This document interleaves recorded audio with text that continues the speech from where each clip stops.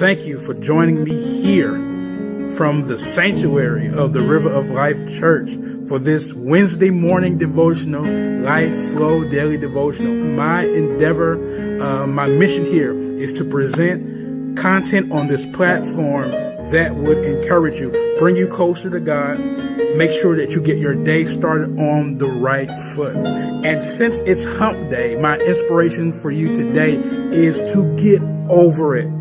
Get over the hump. Get over the thing that's hindering you from getting to where you're destined to be. In the gospel account of John chapter 5, we experience a scenario where Jesus is walking and he goes to this place called Bethesda, which was a pool with 5 porches. And the Bible declares that the story goes that many sick people were here because an angel of the Lord would come and stir up the water at one time a year.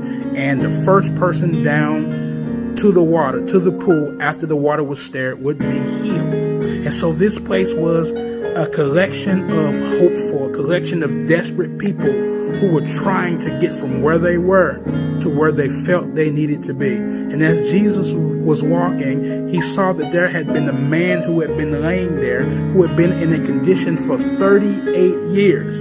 Jesus was moved with compassion. He says to him, "Do you want to get well?" And instead of answering the question, because this man was not only paralyzed in his condition, but he was also paralyzed in his thinking. And so instead of answering the question, he began to give reason why it hadn't happened. And he said, "Listen, every time the water is troubled, I don't have anyone to let me down in the pool. And so when I'm trying to get there, somebody steps down before me." Jesus looks at him and says, "Arise, take up your bed and walk."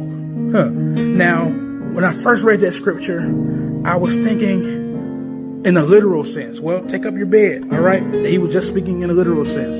All right, take up that thing that he was laying on, all right?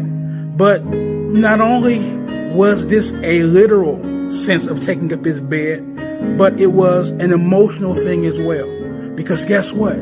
His excuses or his mindset had become a place of comfort that kept him okay with being right where he was. But guess what? Jesus came to get him over the hump. Take up everything that's keeping you down. Take up that mat. Take up those excuses. Take up that doubt. Take up that fear and walk. Get over it. Get over your hump, because God has great things in store for you to do, and you can't get them done lying down. Well, until next time, remember this: life happens in the flow.